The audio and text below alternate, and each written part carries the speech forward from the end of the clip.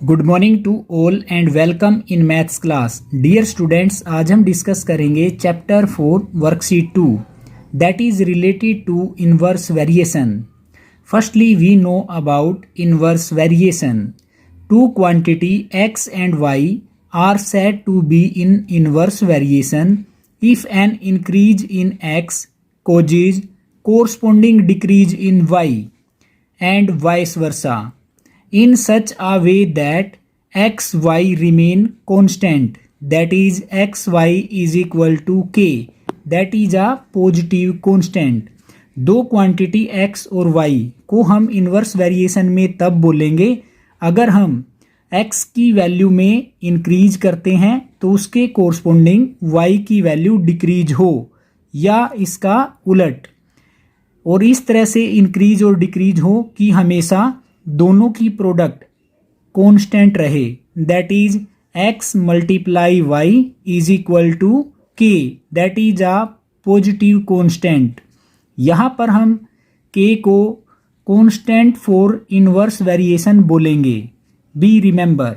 Worksheet 2 question number 1, in the following tables a and b vary inversely, fill in the missing values. हमें question number A के सभी parts में filling the blanks में value को identify करना है, जबकि ए और बी दोनों बिहेव करते हों inversely. Question number 1 first part. Question number 1 में हमें दिया गया है दो डिफरेंट क्वांटिटी ए और बी हैं, दोनों इनवर्सली वेरी करती हैं, तो हमें मिसिंग वैल्यूज फाइंड करनी है। टेबल बनाएंगे, ए और बी की जो वैल्यू हमें मिस है उसको फाइंड करना है, उनको हम किसी वेरिएबल से लेट करेंगे, let x and let y।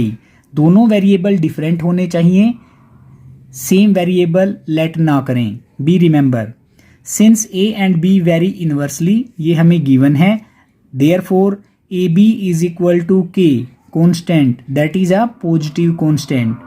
जब हमारी दो क्वांटिटी इनवर्सली बिहेव करती हैं तब वहाँ पर कोरस्पोंडिंग दोनों क्वांटिटी की प्रोडक्ट हमेशा इक्वल रहती हैं। This implies 7 multiply 8 is equal to x multiply 4 is equal to 28 multiply y। तो फर्स्ट हम प्रोडक्ट को लेंगे इक्वलिटी के साथ अगर x की वैल्यू फाइंड करनी है, फर्स्ट और थर्ड को लेंगे अगर हम y की वैल्यू को फाइंड करेंगे। So we write x multiply y is equal to 7 multiply 8। x की वैल्यू फाइंड करेंगे, 7 मल्टीप्लाई 8 अपॉन 4 कैंसिल करेंगे, this implies x is equal to 14। Similarly first और थर्ड को इक्वल रखेंगे, 28 multiply y is equal to 7 multiply 8। y की value find करेंगे, 7 multiply 8 upon 28, 7 से cancel करेंगे 4 जा, 4 को 8 के साथ कैंसिल करेंगे 2 जा, this implies y is equal to 2। Hence x is equal to 14 and y is equal to 2। Answer. Second part, a और b की वैल्यू हमें टेबल में दी गई है, मिसिंग टर्म्स को हम let p and let q करेंगे। a और b दोनों हमें इनवर्सली बिहेव करते हैं, दिया गया है, therefore A B is equal to constant k। This implies corresponding product हमेशा इक्वल रहेंगी, 2.5 multiply 8, 4 multiply p and 0.5 multiply q। अगर हम p की वैल्यू फाइंड करना चाहते हैं तो फर्स्ट टू प्रोडक्ट इक्वलिटी के साथ यूज करेंगे, that is 4 multiply p is equal to 2.5 multiply 8। This implies p is equal to 2.5 multiply 8 upon 4। सबसे पहले डेसिमल को रिमूव करेंगे, अगर कोई डेसिमल नंबर है, डेसिमल के बाद 1 डिजिट है तो हम 10 से इसको डिवाइड करेंगे, this implies p is equal to 2.5 multiply 8 upon 10 multiply 4। Cancel करेंगे, 4 1 जा 4, 4 2 जा 8, 2 से 10 को कैंसिल करेंगे, 2 1 जा 2 5 जा, 5 से 25 को कैंसिल करेंगे 5 जा, this implies p is equal to 5। Similarly अगर हम q की वैल्यू को कैलकुलेट करना चाहते हैं तो फर्स्ट और थर्ड प्रोडक्ट को इक्वलिटी के साथ यूज करेंगे, 0.5 multiply q is equal to 2.5 multiply 8। q is equal to 2.5 multiply 8 upon 0.5। दोनों ही न्यूमरेटर डिनोमिनेटर में डेसिमल नंबर गिवन है, यहाँ पर डेसिमल को रिमूव करेंगे, this implies q is equal to 25 upon 10 multiply 8 upon 5। 5 में से अगर हम डेसिमल 0.5 में से डेसिमल को रिमूव करेंगे तो वहाँ पर 10 अपर यानी न्यूमरेटर में मल्टीप्लाई हो जाएगा।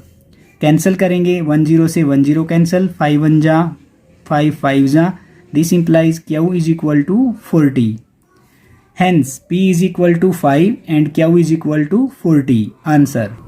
पार्ट थर्ड, A और B की जो मिसिंग वैल्यू गिवन है उनको हम लेट L और M करेंगे। Since A and B vary inversely given है, therefore AB is equal to K constant. अगर इनवर्सली बिहेव करती हैं तो हमारी कोरस्पोंडिंग प्रोडक्ट इक्वल रहेगी। This implies we write 10 multiply 6 is equal to L multiply 15 is equal to 12 multiply M। अगर हम L की वैल्यू फाइंड करना चाहते हैं तो फर्स्ट टू प्रोडक्ट को यूज करेंगे। So we write 10 multiply 6 is equal to L multiply 15। L की वैल्यू फाइंड करनी है, 15 लेफ्ट हैंड साइड में डिवीजन में चला जाएगा। So we write 10 multiply 6 upon 15। Cancel करेंगे, 5 2 जा 5 3 जा, 3 से 6 को करेंगे, 3 1 जा 3 2 जा, this implies L is equal to 4। Similarly अगर हम M की वैल्यू फाइंड करना चाहते हैं तो फर्स्ट प्रोडक्ट को थर्ड के साथ यूज करेंगे। 10 multiply 6 is equal to 12 multiply M। This implies M is equal to 10 multiply 6 upon 12। Cancel करेंगे, 6 1 जा 6 2 जा, 2 1 जा 2 5 जा, M is equal to 5। Hence L is equal to 4 and M is equal to 5 answer. Question number 2. The science teacher asked the student of class 8th to make a project report on pollution.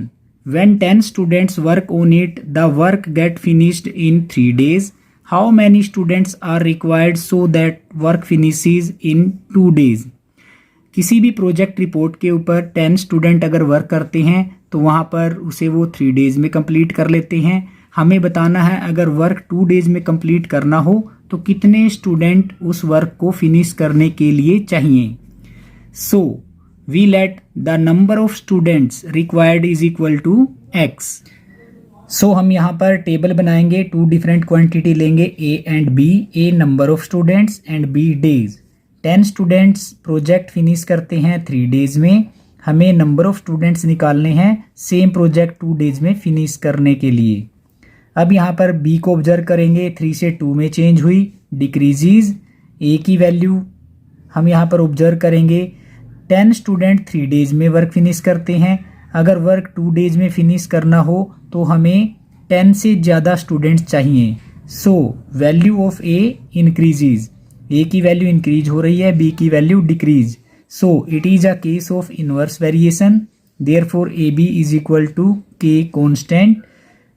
So corresponding product हमेशा same रहेगी, x multiply 2 is equal to 10 multiply 3। This implies x is equal to 10 multiply 3 upon 2। 2 से cancel करेंगे 10 को 5 जा पे, this implies x is equal to 15। Hence the required number of students is equal to 15 answer. Question number 3 में हमें given है कि कोई बस अगर एवरेज स्पीड 40 किलोमीटर पर हावर से चलती है तो अपनी जर्नी कंप्लीट करती है 4 and 1/2 हावर्स में। हमें वो टाइम फाइंड करना है अगर स्पीड इंक्रीज की जाए उस बस की 40 किलोमीटर पर हावर तक तो वो कितने टाइम में अपनी जर्नी कंप्लीट करेगी। So let the required time is equal to Z hours. यहाँ A और B 2 डिफरेंट क्वांटिटी हम यूज करेंगे। A लेके चलेंगे स्पीड किलोमीटर पर हावर में और B टाइम इन हावर्स में। अब 40 किलोमीटर की स्पीड से चलती है बस तो वो अपनी जर्नी 4 and 1/2 हावर्स में कंप्लीट करती हैं, दैट इज 9/2 हावर में कंप्लीट करती हैं। अगर स्पीड इंक्रीज की जाए दैट इज 45 किलोमीटर पर हावर बन जाए तो हमें बताना है वो कितने टाइम में कंप्लीट करेंगी। सो स्पीड क्लियर है, यहाँ पर A की वैल्यू हमारी इंक्रीज हो रही है, 40 से 45 बन गई हैं। अब हम बात करते हैं टाइम की। अगर 40 किलोमीटर से चलेगी यानी कम स्पीड से चलेगी तो वो टाइम ज़्यादा लेगी।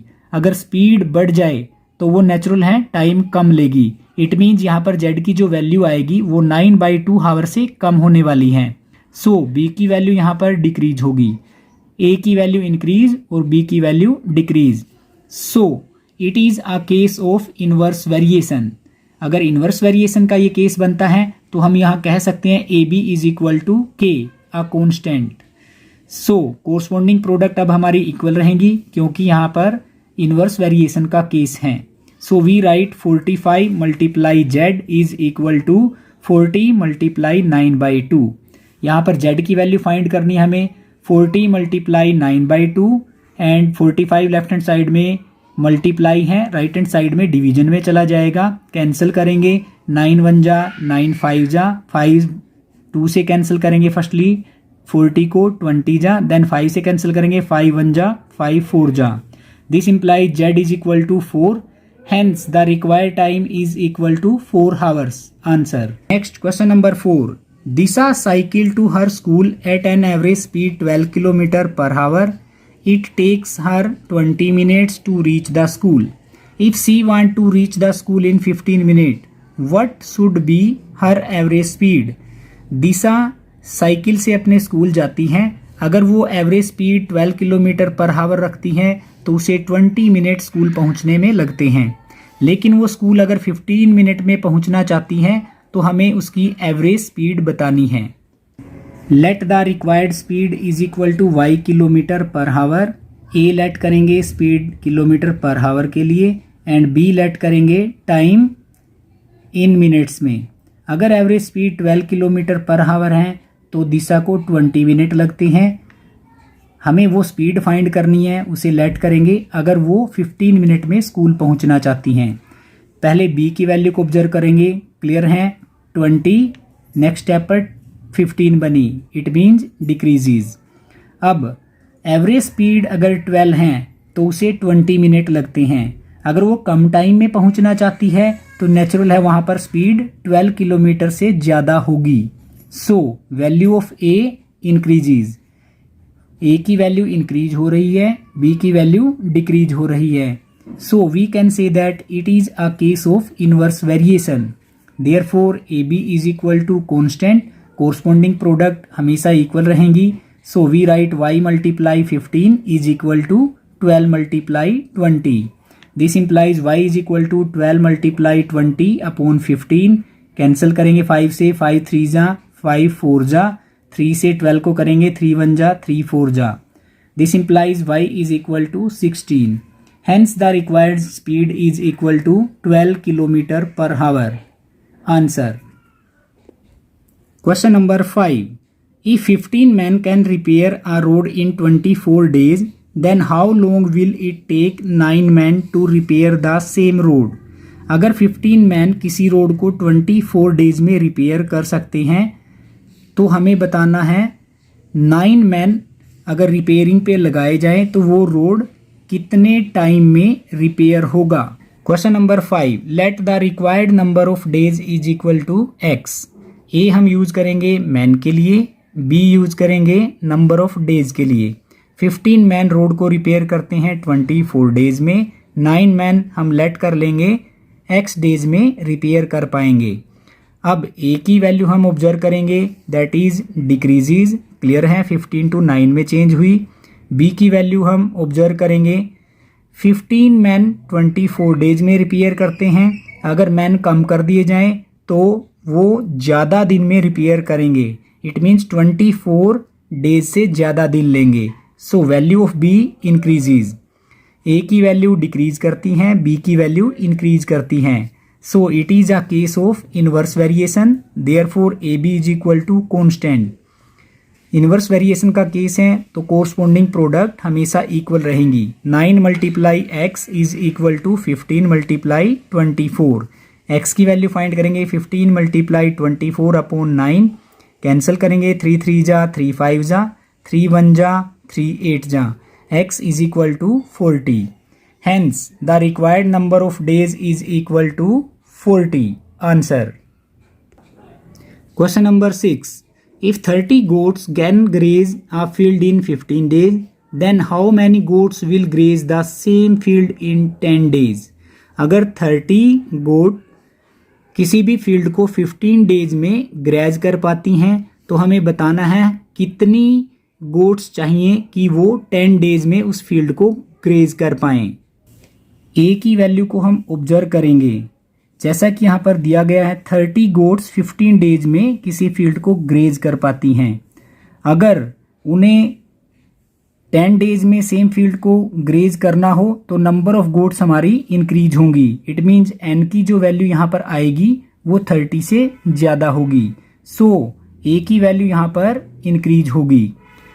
ए की वैल्यू इंक्रीज हो रही है, बी की वैल्यू डिक्रीज हो रही है। So we can say that it is a case of inverse variation.